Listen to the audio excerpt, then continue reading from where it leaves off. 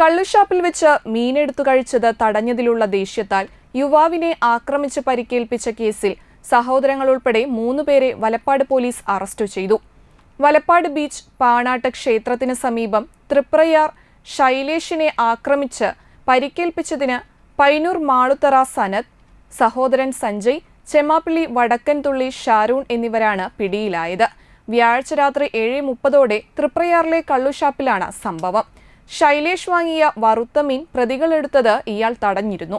7:45-ന് ശൈലേഷ് പുറത്തിറങ്ങിയപ്പോൾ 3 പേരും ചേർന്ന് ശൈലേഷിനെ ബലമായി ദേശീയപാത ബൈപ്പാസിനടിയിലേക്ക് കൊണ്ടുപോയി മർദ്ദിക്കുകയായിരുന്നുവെന്ന് പോലീസ് പറഞ്ഞു. പ്രതികളിൽ സനത് വലപ്പാട് പോലീസ് രജിസ്റ്റർ ചെയ്ത വധശ്രമ കേസിലും അന്തിക്കാട് പോലീസ് രജിസ്റ്റർ ചെയ്ത സ്ത്രീയെ ആക്രമിച്ച് പരിക്കേൽപ്പിച്ച് മാനഹാനി വരുത്തിയ കേസിലും മയക്കുമരുന്ന് ഉപയോഗിച്ച കേസിലും പ്രതിയാണ്. വലപ്പാട് പോലീസ് സ്റ്റേഷനിൽ നിന്ന് മറ്റൊരു കേസിൽ ജാമ്യത്തിൽ ഇറങ്ങിയതിനു ശേഷമാണ് മർദ്ദനമെന്ന് പോലീസ് പറഞ്ഞു.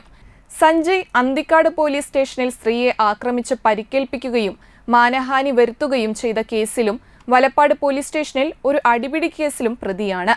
Valappad SHO MK Ramesh, ASI Rajesh Kumar, CPOമാരായ Suneesh, Vipin Kumar എന്നിവരാണ് അന്വേഷണ സംഘത്തിലുണ്ടായിരുന്നത്.